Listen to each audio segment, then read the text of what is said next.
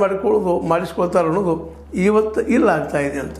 ಅದಕ್ಕಾಗಿ ಇವತ್ತು ಹೇಳೋದು ಇಷ್ಟ, ರೈತರು ಸಾಕಷ್ಟು ಇದ್ದೀರಿ ಈ ದೇಶದೊಳಗೆ, 70-75% ಮೇಲೆ ಇದ್ದೀರಿ. ಎಲ್ಲರೂ ಒಂದಾಗಿ ನೀವು ಬೇಕಾದಂಥ ಒಂದು ಸರ್ಕಾರ ಅಂತಂದ್ರೆ ಇದೆಲ್ಲ ಬದಲಾಗ್ತದೆ. ಅದನ್ನು ಒಂದು ಆಗಕ್ಕೆ ಕೊಡೋದಿಲ್ಲ, ಅದು ಭಾಳ ಮಹತ್ವದ. ಹೀಗಾಗಿ ಈ ಪ್ರತಿಭಟನೆ ಗದ್ದಲ ಇವು ಮುಂದಿನ ದಿನಗಳಲ್ಲಿ ಏನೋಪ್ಪ ಇವರು ಹಂಗೆ ಹೋರಾಟ ಮಾಡ್ತಿರ್ತಾರೆ ಬಿಡ್ರಿ, ಇವ್ರಿಗೇನು ಮಾತು ಅನ್ನೋಂಥ ಮಾತು ಬರ್ಲಿಕ್ಕಿದ್ದಾವೆ.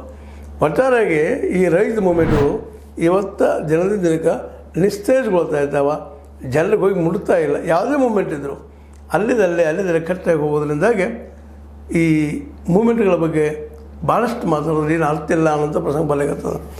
ಮೊನ್ನೆ ಹಾಗೆ ನೋಡ್ತಾ ಇದ್ದೆ, ಇದನ್ನು ಈಗ ನಾನು ಹೇಳಿದ್ದೀನಿ, ನಿಮಗೆ ಮತ್ತೊಮ್ಮೆ ಹೇಳ್ತಾ ಇದ್ದೀನಿ. ಈ ಒಂದು ದೇಶದ ಏನಪ್ಪ ಕಮ್ಯುನಿಸ್ಟ್ ಪಾರ್ಟಿಗಳಪ್ಪ ಅಂದರೆ ಇವತ್ತು ಅಸ್ಪೃಶ್ಯ ಪಾರ್ಟಿಗಳು ಅದಂಗೆ ಆಗೋಗ್ಬಿಟ್ಟಿದ್ದಾವೆ.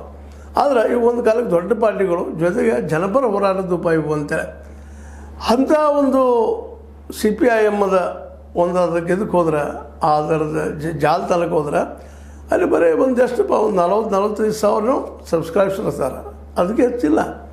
ಅಂದ್ರೆ ಈವನ್ ಜನ ನೋಡೋ ಸಹಿತ ದೂರ ಮಾಡ್ತಾಯಿದ್ದಾರೆ. ಹೀಗಾಗಿ ನಾವು ಏನಪ್ಪ ಮಾಡಬೇಕು ಅನ್ನೋ ತಿಳಿಲಾರದ ನಿಮಗೊಂದಿಷ್ಟು ವಿಷಯ ಚರ್ಚೆ ಮಾಡಬೇಕು ಅಂತ ಅನಿಸ್ತು. ಈ ರೈತರ ಹೋರಾಟಕ್ಕೆ ಒಂದು ನೆಲೆ ಸಿಗಬೇಕಾಗಿತ್ತಪ್ಪ ಅಂದ್ರೆ ಇಡೀ ಜನಸಮುದಾಯ ಅದ್ರ ಜೊತೆ ಗುರುತಿಸ್ಕೋಬೇಕು ಮತ್ತು ರೈತರು ಜನರ ಜೋಡಿ ಹೋರಾಟಕ್ಕೆ ಇಳಿಬೇಕು ಅನ್ನೋಂಥ ಮಾತು. ಇದು ಎಷ್ಟು ಮಟ್ಟಿಗೆ ಯಶಸ್ವಿ ಆಗ್ತದೆ ಗೊತ್ತಿಲ್ಲ. ಒಟ್ಟಲ್ಲಿ ಪ್ರತಿಭಟನೆ ಮಾತ್ರ ತುರ್ತು ಕರೆದು ಎಬ್ಬಿಸಿದಾರೆ ರೈತರನ್ನ. ಅದು ಮತ್ತೆ ಯಾವಾಗ ಆರಾಮ ಆಗ್ತದೋ ಅದನ್ನೆಲ್ಲ ನೋಡ್ಕೊಂಡು ಮಂದಿಗೆ ಮಾತಾಡ್ತಾ ಇರ್ತೀನಿ. ನೀವು ಇದು ಡೆವಲಪ್ಮೆಂಟ್ ರೈತರ ಪರವಾಗಿ ಇನ್ನೂ ಆಗೋ ಸಾಧ್ಯತೆಗಳು ಭಾಳ ಕಡಿಮೆ ಅನ್ನೋಂಥ ಮಾತು ಮಾತಾಡ್ತಿದ್ದಾರೆ. ಏನೋ ಆಗಲಿ ರೈತ ಸಂಘಟನೆಗಳು ಆದಷ್ಟು ಜೀವಂತ ಇದ್ದಷ್ಟು ಒಳ್ಳೆಯದು. ಈ ದೇಶದ ಒಂದು ಪ್ರಜಾಪ್ರಭುತ್ವಕ್ಕೆ ನೆಮ್ಮದಿ ಕೊಡಬಹುದು ಅಂತೇಳಿ ನನ್ನ ಮನಸ್ಸಿಗೆ ಅನ್ನಿಸುವಂಥ ವಿಷಯ. ನಿಮಗೇನು ಅನ್ನಿಸ್ತದ?